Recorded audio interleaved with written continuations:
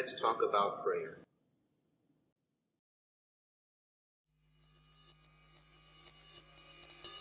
Alright, so if we're honest with ourselves, most of us when we approach prayer, we come at it from the perspective of, I pray, and then just kind of sit back, relax, do nothing, and let God take care of everything, right? I pray, God takes care of all the work, and I just reap the benefits from it. But that's not the way that prayer works, right? You think about like what happens in the Bible, right? I mean, Jesus, for example, raised Lazarus from the dead, right? He asked the people to roll the stone away in order for Lazarus to get out. But did Jesus really need the people to roll the stone away in order for Lazarus to get out? No. I mean, think about his own resurrection, right? There are people guarding the tomb to make sure that no one rolled the stone away. But yet, did that stop Jesus from resurrecting and getting out the tomb? No.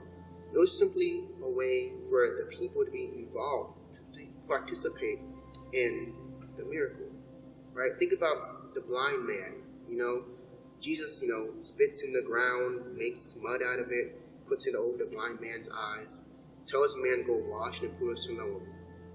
Now, was there anything particularly magical about, the mud that Jesus used or the water that he told him to go wash in? No. Okay? Again, it was just simply a way for the man to participate in the miracle, to be a part of the answered prayer. And we see time and time again that God wants to work in conjunction with man, not independent of him. And so when we think about, prayers, oftentimes you view it from the perspective of, I'm praying to God, he does his thing, and then I reap the benefits. But instead, what we see in the Bible is, we come to God in prayer, we collaborate with God, and together we have an answered prayer. So we think about, even larger scaled problems like, world hunger, right? Of course, yeah, sure, God can, snap his fingers and food can fall from heaven to feed all those who are hungry. Or he can snap his fingers and, fresh water be provided for all those who don't have access to clean water. I mean, he did it before. He did it with the Israelites, right? He rained down manna from heaven. The quails came down as well.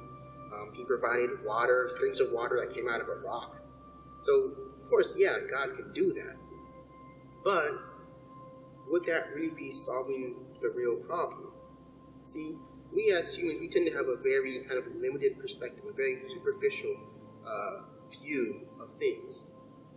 But God has a more, deeper, more broader, big picture perspective of things. And his MO, is farther encompassing than ours, right? So think about this, for example, right? Why do you think that there are people who are impoverished, who don't have access to clean water, don't have access to food? Is it because you don't have enough food to go around? Is it because you don't have enough wealth to go around? Probably not, okay? You hear this a lot, especially now in the political season, how, the top richest people, the 1%, own as much wealth as the bottom 90% of the people. And, we have enough to go around, okay? But, again, there are certain people who are kind of hoarding the wealth, hoarding resources, instead of actually sharing it, right? And so the real issue is with people who are being selfish or self-centered and not really thinking about or caring about helping other people or providing resources for people who may be less fortunate or don't have access to the same resources that they may have access to, and so on and so forth. And so, think about it.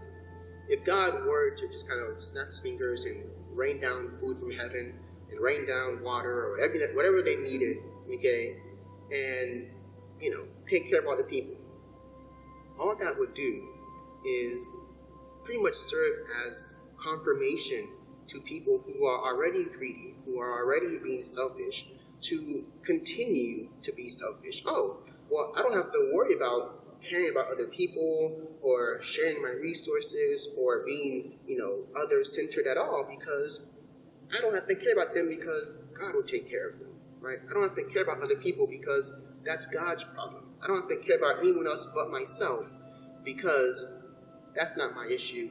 God will take care of it. And all that will do is further perpetuate this selfish, self-centered, greedy culture that we already have. It will just make it really worse. And so what God is seeking to do is not just solve the kind of peripheral, surface level problems, but he's seeking to solve the deeper issues, right? The issue of the human hearts. Think about it, right? All the problems that we see in the world, whether it's poverty, whether it's food shortage, or not having access to food, or not having access to clean water, or wealth, the disparity between the upper class and the lower class, whether it's racism, whether it's prejudice, all the problems that you could think of, they all trace back to us, right?